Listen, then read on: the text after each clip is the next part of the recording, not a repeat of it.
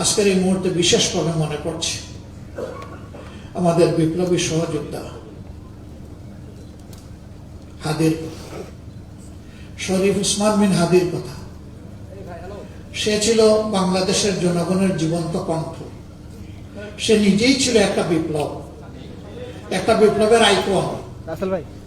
তাকে কারা হত্যা করেছে জনগণ তা বুঝে। আমরা তার বিচার চাই। তার বিচারটা যদি জনগণ দেখতে পায় তাহলে জাতির জন্য জীবন উৎসর্গ করতে আরো অনেকেই এগিয়ে আসবে, দায়িত্ব নিবে, ঝুঁকি নিবে, বিপ্লবী হয়ে উঠবে। কিন্তু এই বিচারকে যদি ধামা চাপা দেওয়া হয় তাহলে এদেশে বিপ্লবীর জন্ম হবে না। অতএব হাদির বিচার সহ এরকম বিপ্লবীদের বিচার আমাদের বড়ই প্রয়োজন। আপনারা সবাই ভালো থাকবেন। আল্লাহ তাআলা আমাদের দেশের প্রতি রহম